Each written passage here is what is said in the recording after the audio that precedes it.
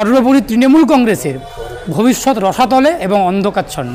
এই জোট আর এই আইএসএফ নৌশাদ সিদ্দিকী এরা হচ্ছে ঘাড়ের কাছে নিঃশ্বাস ফেলছে।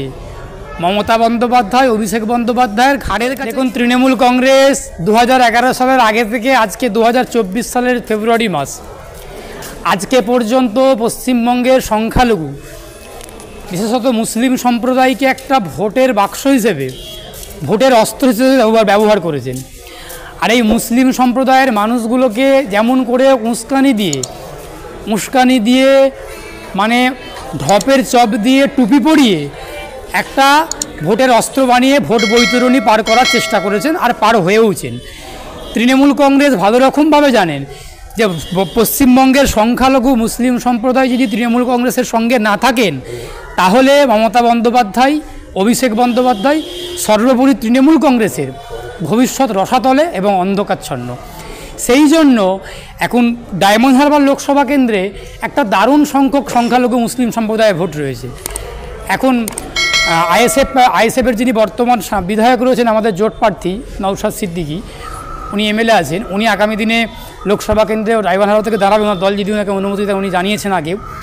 আমরা স্বাগত জানাবো, আমরা বামপন্থীরা স্বাগত জানাচ্ছি এবং আশা করি ডায়মন্ড হারবারের যে 14 লক্ষর ওপরে ভোটার রয়েছে লোকসভা কেন্দ্রে, তারাও স্বাগত জানাবেন। এবং অভিষেক বন্দ্যোপাধ্যায় যে ভয় পেয়েছেন, তৃণমূল কংগ্রেস যে নৌশাদ সিদ্দিকীকে ভয় পেয়েছেন এবং বাংলার যে জোটকে ভয় পেয়েছেন, এই সব ভুল বকারাগুলো কুণাল ঘোষ থেকে শুরু করে অভিষেক বন্দ্যোপাধ্যায় থেকে শুরু করে তাদের বক্তব্যগুলো, তাদের স্টেটমেন্ট বা বিবৃতিগুলো সেই বার্তাই দিচ্ছে।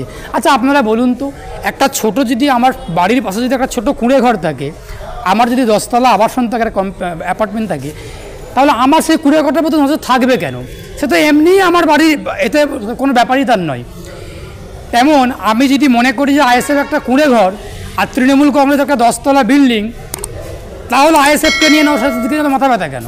যন্ত্রণার কারণটা কী? কিসের জন্য মাথা ব্যথা? কিসের জন্য কপালে চিন্তার বাজ? তৃণমূল কংগ্রেসও জানে, অভিষেক বন্দ্যোপাধ্যায়ও জানে, আর মমতা বন্দ্যোপাধ্যায়ও জানে যে এই জোট আর এই আইএসএফ নৌশাদ সিদ্দিকী এরা হচ্ছে ঘাড়ের কাছে নিঃশ্বাস ফেলছে। মমতা বন্দ্যোপাধ্যায়, অভিষেক বন্দ্যোপাধ্যায়ের ঘাড়ের কাছে গিয়ে শ্বাস ফেলছে, আর এই শ্বাসটা গরম শ্বাস। তার জন্য কি অভিষেক বন্দ্যোপাধ্যায় টাকার থলি নিয়ে চলে গেছে ডায়মন্ড হারবারে? অবশ্যই। এখন কত টাকা একটা থলি নিয়ে গেছে, এই থলির গল্প আপনারা জানেন, কিন্তু বাকি থলির গল্প বাংলার মানুষ জানে।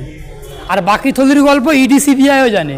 কিন্তু ওই যে বোঝাপড়া, ওই যে বাঁচার তাগিদে দৌড়াদৌড়ি, মাঝে মধ্যেই দিল্লি যান উনি, শীতঘুম কাটাতে যান, সফরে যান, উনি বিলাসিতা করতে যান, ঘুরতে যান, সেটিং করতে যান, আলোচনা করতে যান, পিসি যান না মাঝে মধ্যে ওই থলিগুলোকে, টাকার থলিগুলোকে বাঁচানোর জন্য, আর নিজের ভাইপোর টিকিগুলোকে বাঁচানোর জন্য।